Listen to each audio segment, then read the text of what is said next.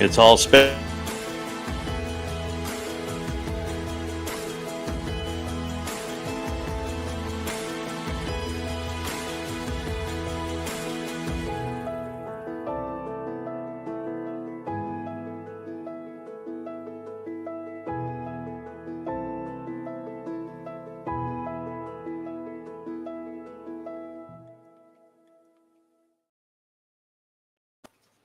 You good girl? We're live. We are live. You sound good. I don't know. The intro was horrible, but just say hi. Hi. I understand that we had quite the on-ramp filled with obstacles to this particular program. It is pretty stormy, as you can see in the background. And if I have just been sitting here and looking stupid, well, I didn't know what else to do, since we didn't know that the intro had finally played and we are now live. But welcome to the Ocean Studio of the Hiawa blog. You can tell this is a live streamed program, and we don't always know how it's going to work out, even with our best efforts. It is a very beautifully stormy day. I happen to personally love rainy days. I like the blustery wind that comes with it, and the temperature change that's part of it, and this whole experience in the tropics, when you go from the bright sunlight to the stormy skies, and then even have the opportunity for some liquid sunshine. It is really what makes the tropics so beautiful. It causes the greenery that you see all around me, and we just happen to love it. And one of the advantages, and I don't want to rub it in for those who are living in cold climes, but of rainy and stormy days here, is that we still are in the mid 80s, and so the rain is warm, and it's like a caress from the sky.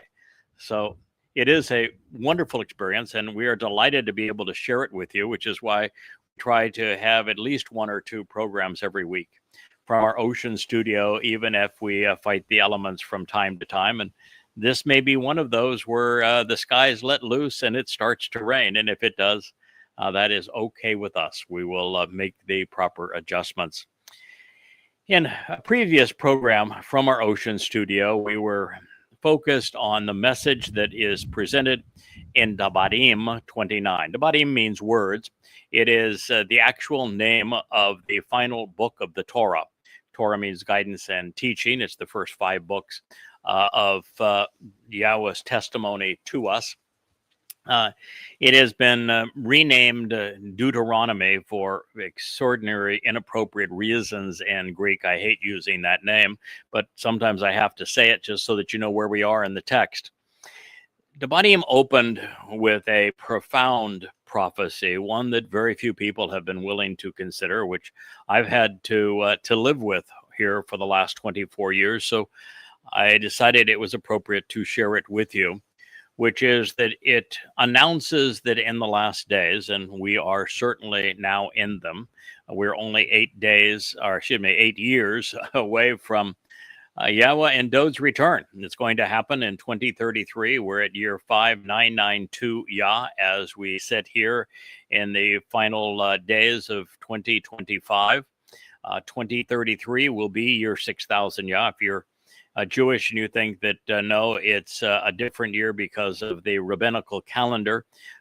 That calendar was designed by Maimonides based upon the number 19 and the sanctification of the moon, and it was based on the timing of creation. So he was off, depending on how you want to look at it, either by 14 billion years or by 197 years in terms of the actual timeline beginning with our exiled from the garden. And in 6,000 years from the time we were exiled from the garden, which is as important, we will return to it.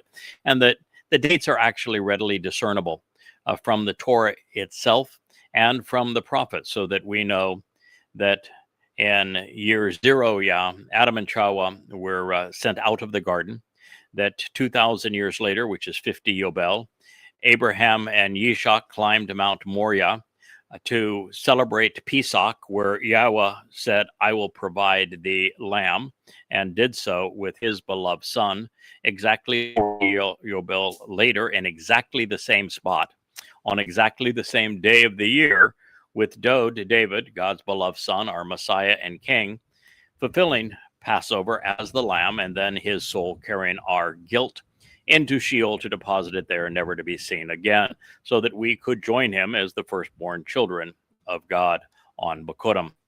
This gives us a great understanding of timing, because in 555 BCE, Dod, as Gabriel, God's most courageous and compassionate man, visited with Daniel in Babylon to tell him the exact date that he would fulfill Chag Matzah, these first three spring Mikre, in 33 CE, establishing that as year 4000 Yah.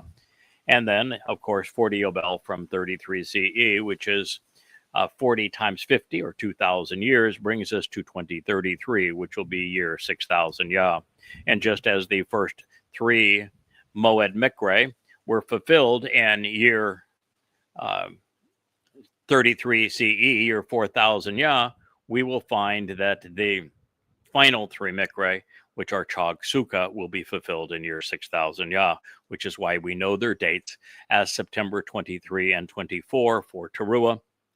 In 2033, the 2nd of October, 6:22 p.m. as the sun sets in Jerusalem, when Yahweh and the Messiah Dod will return. And then, of course, on the 2nd of October, on 5 days after the 2nd of October, I should say, which is the 7th of October, also a Shabbat in 2033, we will be allowed back into the garden to celebrate Sukkah for 1,000 years, restored to the conditions that were experienced in Eden. These are Yahweh's most important dates, and he wants you to know them. Now, because the 29th chapter of Devarim and the Torah spoke of this arrival of a Nakri, of an observant foreigner during the last days, and said that he would be responsible for restoring this final remnant of Yisrael, doing so on Teruah, so that they might return to the garden. We have pursued this toward the end of the chapter, and now we are recognizing that the nation that Hanakri, this observant foreigner, has emerged, is going to receive a horrible jolt. It's going to be treated very much like Sodom and Gomorrah that it has become. And this is important because it is the same nation that the Nakri has emerged from, which is the United States of America, that will be responsible for betraying Israel. This is made very clear in the 17th and 18th chapters of Yeshaya Isaiah, such that we know that the current president of the United States, Donald Trump, happens to be the great betrayer. He is the person that Christians would identify as the Antichrist. He is demon-possessed. And so, as a result of betraying Israel, which is what the United States will ultimately do, it did so yesterday in the UN resolution. It is doing so today as they meet with MBS of Saudi Arabia in the White House. And it will continue to do so through Shabuah of next year, which is the 22nd of May, 2026, which is the last possible date for the two-state solution to be imposed to make Israel indefensible. We know the timeline, and God has provided all of this information for us. And in telling us about the belligerence of both the Torahless one, this great betrayer of Israel, and his nation, God says that, like Sodom and Gomorrah, this is what's going to happen to America. He said, brimstone, with its purifying blue light, sulfur bearing the stench of decay, and salt, sodium chloride, the element which kills plants and yet preserves the flavors of food, will change the composition but not consume this entire country, the totality of this land. Nothing will be sown, no seeds will be dispersed or planted with no yield, and thus no first fruits, no children or family. and nothing will sprout up. And along with all of this, vegetation will no longer rise, similar to the destruction of Sodom, which is scorched, and Amorah, the manipulative, tyrannical Gomorrah, of Admah, the reddish ground, and Seboim, the swelling of the adulteress, which Yahweh destroyed in his resentment and in his hostility. Devarim words never should have been called Deuteronomy 29:23. There are powerful insights in this, and we can see them being conveyed to us even with the storms brewing behind us. Brimstone is and salt upon the earth is indicative of nuclear holocaust. This time, Yahweh won't have to rain down sulfur. It will happen as a result of the United States acting so belligerently towards both, all three really, China, Russia, and Iran, all of which are nuclear powers, all of which are going to hold the United States accountable for its belligerence. And America is going to be badly wounded as a result of this. And there are likely other things that will occur. It could well be a massive volcano eruption that would be the result of, say, the cauldron of Yellowstone reemerging. It could also be a volcanic eruption in Carne Viejo, in the islands off the coast of Africa, one of which is a volcanic island where the entire side, the western side of that slope, is exceedingly unstable. Is one day it will definitely fall into the sea, and it when it does, it's going to create a tsunami that would salt the eastern portion of the United States, which would also fulfill this prophecy, because that tsunami would be some 500 feet high and race across the Atlantic at the range of some 500 miles an hour. So this is going to have a profound effect on the United States. I see Rich, as our producer's got his thumb up into the wind, trying to decide if it is going to rain and we need to cover our gear. May not seem like much, but we have somewhere between $5,000 and $10,000 of equipment that is ultimately exposed when we do a program like this. We've invested heavily to bring a professional product to you through the Yahweh blog, even if the host himself doesn't appear at times. So this is indicative of what's going to happen to the United States. And the United States is only mentioned because in Isaiah 18, it is the country most responsible for ultimately betraying Israel. And what happened, Netanyahu played right into the prophecy that when he did what I said he would do and should not do, which is to enter Gaza militarily with the intent of disarming and eliminating Hamas. What I told Israel in an open letter at the time, that if you do this, you will lose not only the war, but you'll lose Israel. And that you'll make a bad situation worse, because an Islamic foe that celebrates martyrdom and death in an entirely Islamic enclave cannot be defeated with bullets and bombs. You have to fight Islam differently. And the best approach is to read and capitalize upon my 5 volumes of Goddamn Religion, which is free at yadayah.com, so that you know your enemy and attack them appropriately. And I gave Israel a 5-point plan that if they followed, Israel would have prevailed, but it ignored that plan and used one that essentially destroyed Gaza, did not eliminate Hamas, and turned the entire world against Israel, isolating and demonizing Israel such that Israel now has become a vassal of Donald J. Trump. And recognizing that Trump is the Toraless one, the great betrayer that was spoken of throughout the prophets as the literal incarnation of Satan, that is a horrible position to put Israel in.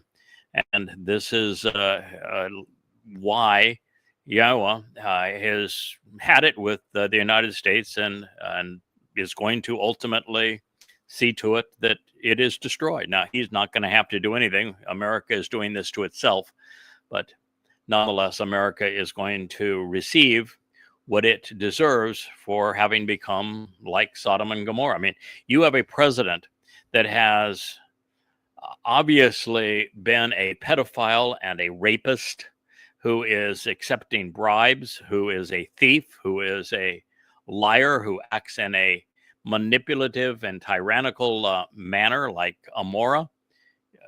What would you expect? And you have MAGAs who support him, and a nation that has turned and become exceedingly anti-Semitic against Israel with its influencers. This is what God says you brought upon yourself.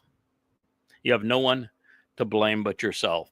As it relates to the swelling of the adulteress, that is really interesting, because ultimately the solution for this remnant of Israel, and 40% of Jews worldwide actually live in America, is that the sacrifice of the Adamah Parah on Teruah, this bloody red man of the earth who has become so productive, is played out according to Numbers 19 for the benefit of Numbers 5 and the adulterous woman.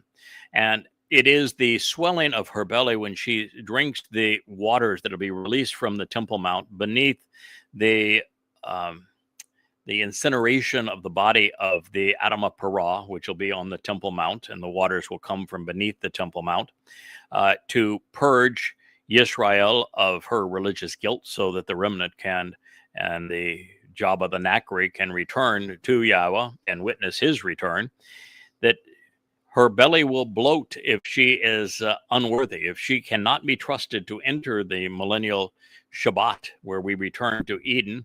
Her belly will bloat. And if she is worthy, then she will have child again and be productive. So that is what that reference is discussing.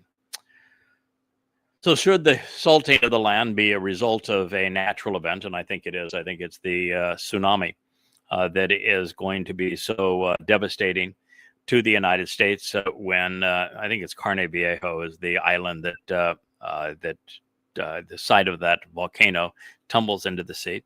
Of course, it could also be the effect of an earthquake. In fact, an earthquake, I hope it doesn't happen in this region, but we are on a fault.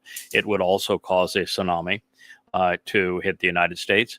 But there are other reasons for them. And, hurricanes season, we've had a number of the worst hurricane seasons recently. And although they passed this island because the Malak are protecting my home per Yahweh's instructions, the fact is that they bring enormous waves of water inland, and this could be a part of the problem as well. But the big part of this is that the United States has contributed to the final solution, which is the abandonment of Israel and the creation of a terrorist state carved out of its midst. And as a result of that, America will receive what it has given out, and since it has now been infiltrated with Muslims, it will endure what Muslims do. For 14 centuries, Muslims have perpetrated apartheid and genocide on Jews, and there is no reason to expect that they will do any different going forward. So the pre-Nazi era in 1887 was the seventh worst year for hurricanes in American history. Having turned away ships of Jewish refugees, the U.S. would be in the eye of the storms again in 1933 and 1936 during the beginning of the Holocaust, with those years ranking as the second and 11th worst in American history. Then during the rise of the Islamic assaults against Israel, where America not only funded but armed these Muslims, we find 1969, when the rage against Israel reached a new zenith as the 8th worst year. In 1995, the 6th worst year for hurricanes, the U.S. brokered the Oslo Accords, and that's when they were signed, legitimizing the fake Palestinian Authority, the PLO, if you will. It was the same time that Bill Clinton refused to sign a bill that would have listed Jerusalem as the capital of Israel.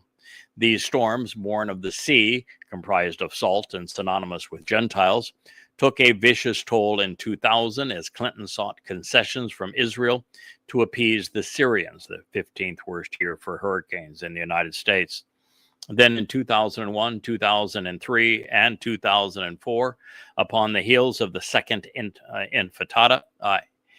intifada, as George Bush announced his roadmap to peace, or two-state hallucination, to appease the Muslims, the U.S. experienced its 14th, 10th, and 13th stormiest years in history, with the cost of Ivan alone tallying over $13 billion. Then in 2004, Charlie and Ivan inundated Florida, costing a staggering $31 billion. In 2005, as the United States forced Israel to cede control of Gaza to Hamas, that was the brainchild of George W. Bush, and evacuate the settlements in the West Bank, making Alaska flood in 2023 possible, and collectively severed Israel's connection with that territory and buffer in that territory, serving as the first of the steps towards narrowing Israel at the waist, which will be part of this final solution.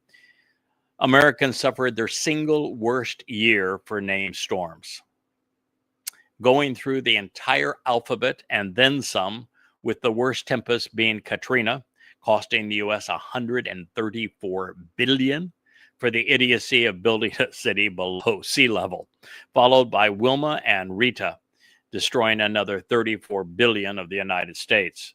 And in 2007, perhaps as a consequence of the United Nations demand for an Israeli withdrawal from Lebanon before Hezbollah could be uprooted and its rockets destroyed, the land housing that international cesspool endured its 12th worst year for oceanic storms. With a world led by the U.S. contributing to a lie against the promised land, 2008 was the 9th worst year, culminating with Ike's $27 billion impact on Texas. Then, as America elected its first Muslim-born president, U.S.-Israeli relations digressed to their lowest point since the nation's formation. An infuriated and anti-Semitic Barack Obama told Israel that they would face complete international isolation and opposition if they didn't capitulate to his demand to give Jerusalem and the West Bank to the Islamic terrorists. America was consequently besieged by a rapid succession of ocean-borne beasts, with the rapid progression of storms in 2010, the 10th worst season, 2011, the 4th worst season, and 2012, the 3rd worst season on record, all taking their tragic toll, salting the land. The costliest onslaught would then follow, with the succession of Harvey, Irma, and Maria, occurring in 2017, while Trump was proposing the sale of $100 billion of advanced weaponry to Saudi Arabia. He would later instruct his administration to vote against Israel for the first time in the United Nations, denouncing their presence in the Golan. The following year, Trump would reverse course and support Israel. So I find it interesting that in August of 2019, I was less than 100 miles from the eye of the second most powerful oceanic storm in recorded history, Dorian, a Cat 5 hurricane with sustained winds above 190 and gusts exceeding 225 miles an hour. The Great Abaco in the northeastern Bahamas, where I had intended to be on that day with my boat. Virtually every home was destroyed, and thousands of souls were swept into the sea. With a storm surge of 15 feet and massive waves cresting above it, the land was cleared and salted. Dorian's eye had been expected to make landfall just north of Fort Lauderdale and would have destroyed my boat on the Intercoastal had it not abruptly changed course and turned north a few minutes after I reminded our Father that he had promised to protect my home. And may there be an understanding of this correlation, because I was, of course, relieved. And since no storm of this magnitude has ever stalled and changed course so abruptly, Hrumph, hrumph, going from due west to due north in a 90-degree turn just 50 miles from landfall, potentially destroying the Florida coast. America's position on Israel, even though fleeting and capricious, likely played a factor. Speculating further, the Bahamas, as previously part of the British Empire and now overwhelmingly Christian, has not been kind to Jews, and the Haitians living there, who represented the vast majority of those swept out to sea, have been poisoned by a voodoo culture that has rendered the community especially corrupt and virtually unsalvageable, and of course, exceedingly anti-Semitic. Now, what happens next takes us into the future. Far too few people know and use Yahweh's name today, circa 2025, for Kol Goyim, all the Gentiles of every nation, to express it, even in a question. After all, if they knew Yahweh's name, chances are they would know why this was occurring. And hopefully this books that I have written, these series of 35 called Know Yahweh, Yada Yahweh, those who have come to them and read them, and who have listened to the many thousands of radio programs and now audio vlogs that we have done, will be better prepared. They will do as Yahweh has instructed. They will focus their attention on the pronouncements of Yahweh, and that will serve to educate and enlighten them as never before. And so there will be a significant number of Gentiles that will respond favorably. Now, considering the fact that Moshe was speaking of an event nearly 3,500 years in his future, regarding the people and culture speaking languages he could not possibly understand, there is another potential here. Kol, which is typically rendered every or all, could speak of most, majority, or just many. Rather than translating Goyim as Gentiles or nations, it could be addressing non-Hebrew ethnicities, those estranged from or opposed to Israel, religious and political individuals, or the nation's cultures or religions in which they congregate. As such, Gentiles of every ethnicity seems like an appropriate translation of Kol Goyim. Further, as Asher, my yellow lab, who is more white, I guess, than yellow, who was a puppy when I first made this translation, and is now a more mature young dog. Not so much young anymore. I guess Asher is almost 9 years old now. She's looking pretty good, though, thanks to Rich's help. But nonetheless, Asher and I were walking along the beach in the Bahamas one morning when we met a very nice Bahamian man who worked God into almost every statement, from good morning, God, to we are all God's children. And while he did not know Yahweh's name, God, as he imagined him, was his highest priority. He knew that he existed. He knew that he was responsible for our existence, even that he had a plan for our lives, and that he wanted us to know him and relate to him. So since Moshe knew his name, he may have posed the following question from his perspective, using his vocabulary rather than that of the Goyim. Moreover, this question seems to imply that it's one nation in particular, or at least one region, which will be devastated, one which is of great concern to the world at large. And if that is true, then it is likely that of Hanakri, this observant foreigner. His nation is indeed a great distance from Israel, of great concern to every nation on earth, home to the greatest concentration of Jews outside of Israel, and speaks the most pervasive language on earth, English. It is also the nation rebuked in Yeshaya, Isaiah 18, for its role in narrowing Israel and arming her enemies, such that the war becomes inevitable. So listen, this is what Moshe revealed as inspired by Yahweh.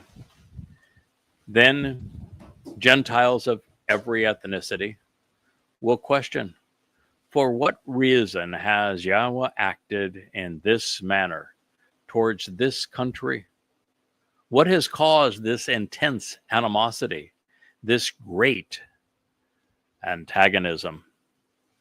Dabadim words never should have been called Deuteronomy 29:24.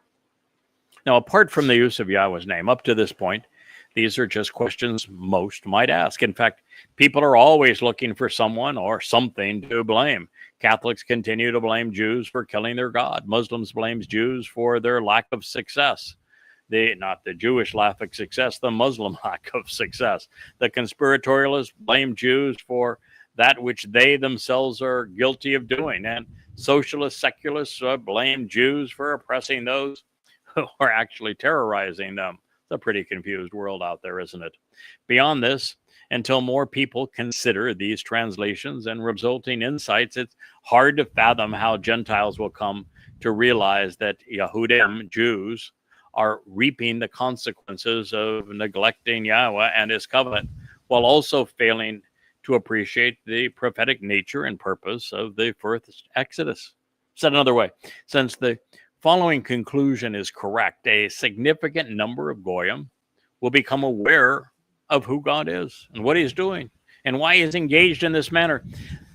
The positive aspect of the next 8 years, which are going to be the worst in human history, which are going to be so destructive, the prophets say that there is nothing like it in the history of the world, in which we are going to experience the annihilation of much of humankind, the death of 2 out of every 3 Jews. And they're going to fare better probably than Goyim fare. There's going to be world war, terrible calamities, economic collapse, absolute chaos. And as these things happen, people are finally going to say, oh, obviously I can't trust my politicians. Obviously I can't trust my religion. Obviously I can't trust my military. I can't trust my economic system. Who am I going to trust? Because the world is literally falling apart. People are dying everywhere. And this is a time when more people from more places are going to recognize maybe it is true that there really is a God, that the Torah is correct, that his name is Yahweh, and that this Han-Nakri is indeed speaking for him, and that we need to learn what he is saying, consider it, and respond to it. So this is the plan. God says of his people that during the time of Israel's troubles, this last 7 years, beginning 22 May 2026 and running through 23-24 September 2033, that this is precisely what is going to happen. That Israel's going to recognize that they cannot rely on Judaism. They cannot rely on their political parties. They cannot rely on the IDF. And as such, the only one they can turn to finally, at long last, after abandoning Yahweh during the Exodus, is to return to Yahweh. So it's going to have a positive cleansing, therapeutic effect on God's people. Also, based on what follows, logic dictates that the nation being destroyed has a name. It's the United States of America, the God of their fathers, and being led out of Egypt. References apply only to Yehudim Jews. Over 40% of the worldwide population of Israelites, at least those who acknowledge themselves as such, live in America, which represents 2/3 of those currently living outside of Israel.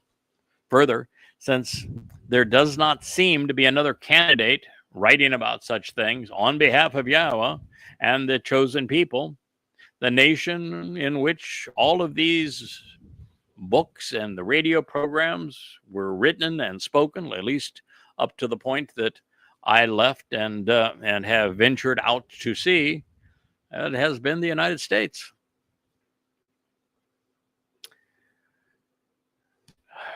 Fire and brimstone comes. You have become Sodom and Gomorrah. You have betrayed Israel. There is a consequence for your actions.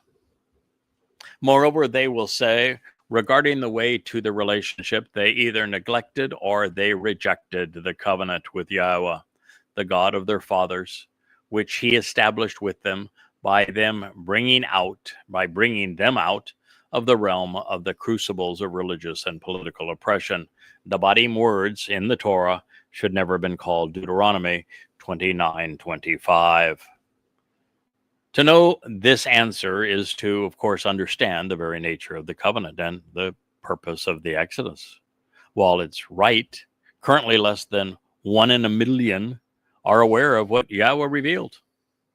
So this is not common knowledge, at least now, but it will be when Yahweh returns. It is nonetheless true. And speaking to the remnant of Jews living in America who are unwilling to leave political Babylon, which is America, Moshe is reminding us that they remain estranged from the covenant that Yahweh established with their fathers. And that's in part because they have not made the connections that we have throughout Yada Yahweh, that the exodus from Egypt was a harbinger of the final trip home, quite literally the final solution for the real Jewish problem, which is estrangement from God. The final exodus will be from Babylon, the commingling of religious and political lies with the truth. Far too many years have passed. It has been far too long. And truthfully, really, it goes all the way back from the time of David's initial reign as king of Israel 3,000 years ago, such that God's people have a zob. They have neglected and or rejected their place in the covenant. And the God who offered it to them, they have erased Yahweh's name. They have changed their name from Yahud, which means beloved of Yah, to Jews. It means nothing. They deny the Torah and prefer the Talmud. They have been harassed and abused by those who covet and claim what they have squandered. There is one thing worse, of course, than neglecting and or rejecting Yahweh and his family, and that is chasing after and serving false gods. And yet, sadly, this has become mankind's proclivity, with virtually everyone pursuing and working on behalf of gods conceived by men. And in the case of the largest two religions in the world, God is no bigger than a man or stone. And of course, in Judaism, they've turned Hashem into the voice of the rabbis. It's sad, isn't it? The Torah proclaims, but they pursued and they served other gods, in addition to verbally explaining their allegiance with them. These are gods with whom they were unfamiliar and which are actually unknowable, in opposition to Yada, negating and dividing them, deceiving and dispersing them. Debating words, Deuteronomy 29:26. Why? Why has man pursued and served false gods? I mean, look at Christianity, for crying out loud. God's not a man. Men can't kill God. Resurrection isn't the solution to anything. Paul admitted he was demon-possessed, and he wrote the first 14 books of the Christian New Testament. He's the one who invented Iesu Christou, who is nothing but a counterfeit of David, stealing his titles, and in the process stealing the inheritance that was due to Yisrael and Yehudim, while claiming that Jews killed the Christian gods so that they need to be dehumanized and demonized. Why does the world accept such a stupid religion? Why does the world accept Islam? I mean, that's got to be the dumbest religion ever. A religion that wouldn't even exist if rabbis hadn't sold Muhammad Talmud readings, which he incorporated into his Quran to make it seem religious. I mean, Allah spends all of his time in hell. He is the ultimate dunderhead. Muhammad was no more a prophet than he was a turnip. He was a horrible man, a rapist, a pedophile. He was a slave trader. He was a ruthless terrorist and a committed liar, a thief. Why does the world believe such stupidity? Why are there some 5 to 6 billion people that are caught up in such absolute idiocy? And why do these religions all turn on Jews, abusing God's people, disparaging them? Of all the things which must aggravate and annoy Yahweh, it's hard to imagine anything worse than his creation's propensity to create and worship false gods, claiming to know him, claiming to speak for him, claiming to be inspired and authorized by him. Clerics the world over have ignored his testimony and written lies and promoted frauds which have poisoned the minds and corrupted the souls of billions upon billions of people through Christianity, Islam, and Judaism. It must sicken Yah when anyone does such a thing, especially when they forcefully impose their faith. But it must cause him incalculable grief when his people advance these corruptions and when the resulting concoctions are used to plague Israel and Yehudah, particularly since it was Jews that created all three of those religions, Judaism, Christianity, and Islam. Oh, what a travesty. Can you imagine being God and having done so much for humankind, looking upon your creation and finding no one receptive to you, no one willing to listen to what you have to say and offer? And worse, imagine the most powerful and influential civilizations, religious institutions, and militant nations such as Imperial Rome, the Roman Catholic Church, Islam, and now the United States of America, vociferously contending to be godly, with devastating consequences for your people when they're more like Sodom and Gomorrah than they are the ideal of the covenant. And so the animosity of Yahweh against this nation, against this land, will bring it all of the harmful consequences that were written in this scroll. Debatim words should never have been called Deuteronomy 29:17. America, as confirmed in the book of Yeshayahu, Isaiah, in the 17th and 18th chapter. You have become Sodom and Gomorrah. You have brought hell upon yourselves. There's going to be total economic collapse, a cavalcade of damaging storms and tsunamis. There will be volcanic eruptions and earthquakes. And of course, there will be world war. And in this world war, there will be atomic conflagrations. You should expect utter destruction of much of the United States, certainly its cities. And it didn't happen to be this way. But heck, you elected the Antichrist. What would you expect after that? The Torah presents a balanced presentation of commendation and condemnation, of credits and, of course, debits, of love and its reciprocal, hate, of good and bad, such that we are aware of the consequence of our choices. If we choose Yahweh, if we act upon the conditions of his covenant, and if we accept his invitations to meet with him, we will receive the promised benefits. If we negate all of this, well, of course, we will die, neglected by God. And if we constantly lead others astray, deceiving them, then we'll be convicted, we'll be incarcerated, consistent with the Torah's guidance in this regard as well. So as we turn to address Moshe's next statement, unless something is uprooted in a manner which shows great care for that which is being transplanted, and unless it is immediately and appropriately replanted and watered, it will die. What once grew is like a weed plucked completely from the ground, whose roots are exposed to the sun and wind and thus incapable of growing again. These would be weeds, therefore. And Yahweh, he will uproot them.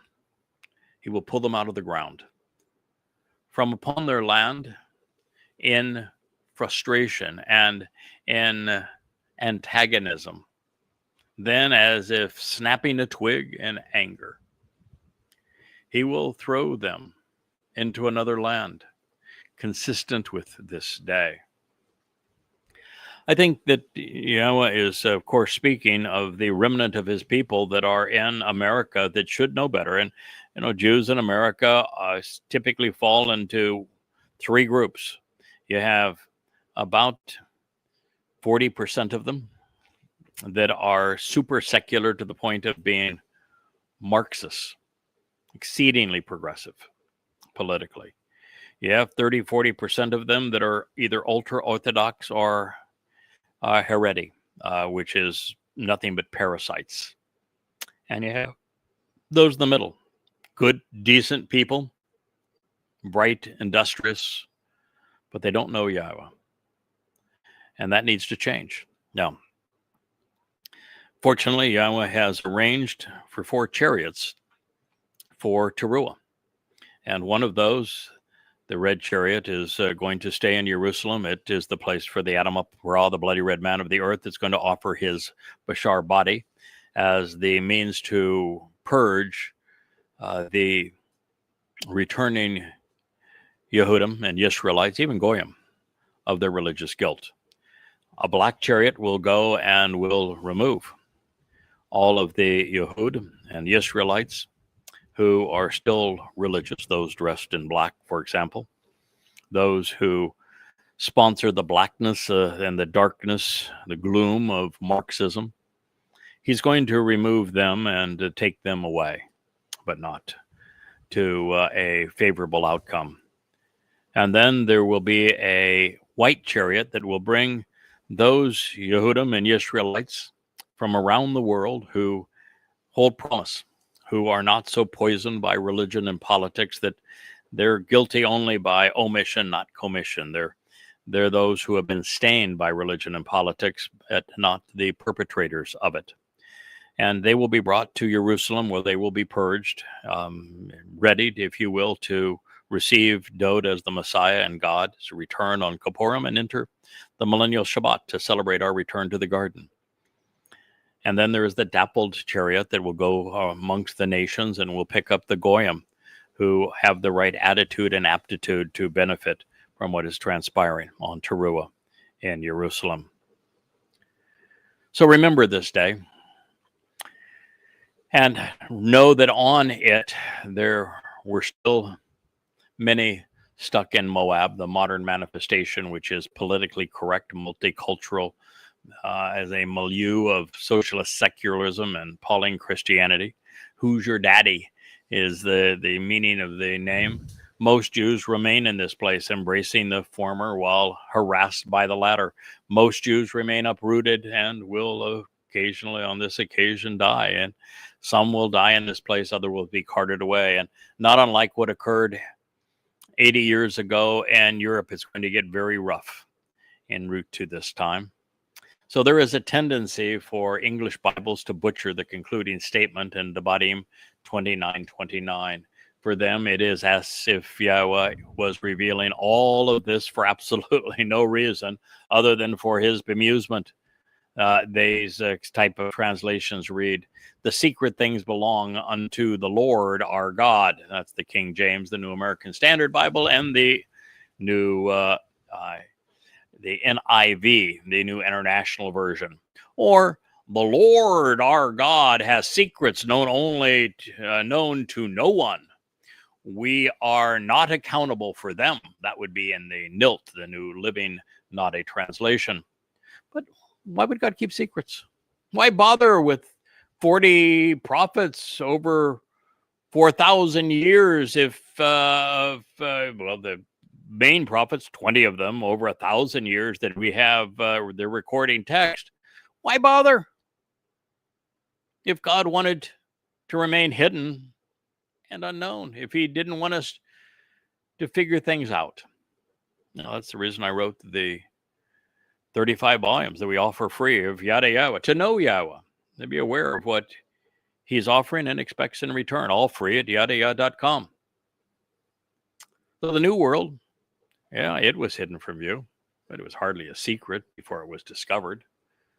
So were atoms and DNA. They have always been there and observable, just not known. It took the desire to know, the time and the energy to explore, the creation and use of the right tools, and the courage to go where most dared not tread to find these things. Same is true with Yahweh's testimony. The words have been written there, down for a very long time, expressly for us to observe them. And by doing so, we have discovered and shared thousands of insights not previously known.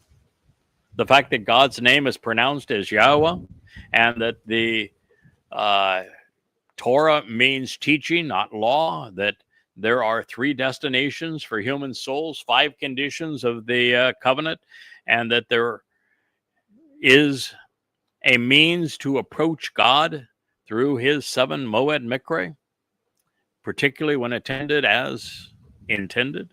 All are examples of what we have found by more fully and accurately rendering God's testimony, particularly from the oldest extant sources. At issue here is that law is a preposition which can be rendered concerning or approaching, but not belong, nor in the manner presented in the Nilt. So, in actuality, Moshe is addressing how the things which are unknown prior to investigation and the things which have been revealed more openly work together as part of Yahweh's eternal witness, collectively conveying the Torah's teaching so that we might approach God by responding appropriately to him.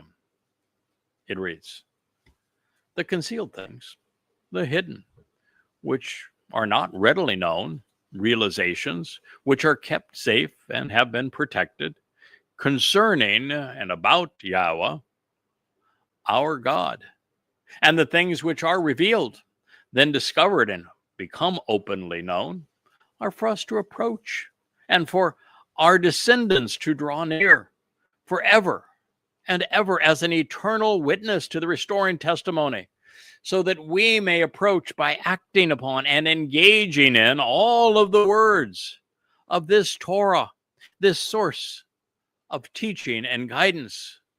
The Devarim words should never have been called Deuteronomy 29:29. Isn't that magnificent when rendered appropriately? It's always been a matter of going where the words lead.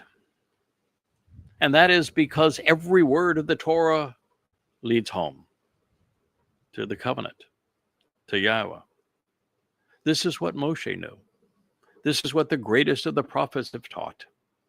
Other than Dod, no one knew Yahweh better than did Moshe. It would be wise, therefore, to trust his assessment of the Torah and its covenant. So speaking of him, in fact, to Moshe, and in the same book, the Torah, Yahweh himself said,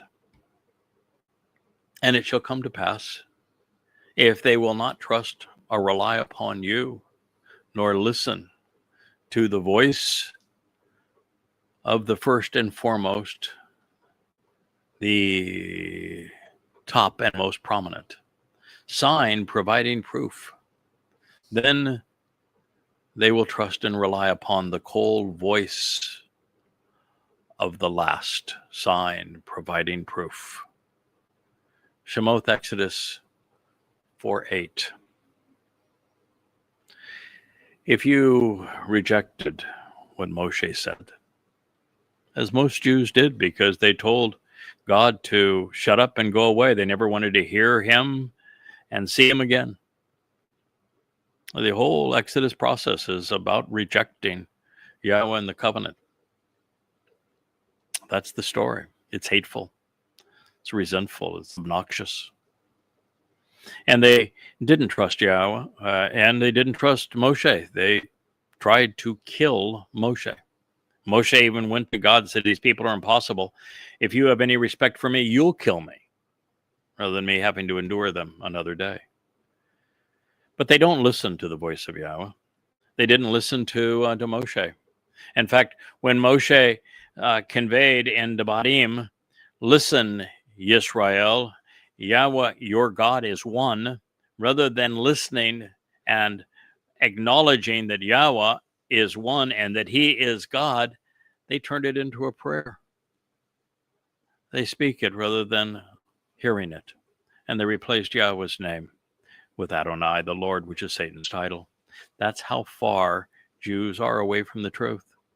So God says, if you're not going to listen to the first and the most prominent of my messengers, then perhaps then you will listen and come to trust and rely upon the Kol, the voice of the last of my witnesses. You're listening to him. You're listening to him speak with the storm swirling behind. You're listening to the voice of the sea with the sea behind. You're listening to the voice of Yahweh, his last witness to his people. How will you respond?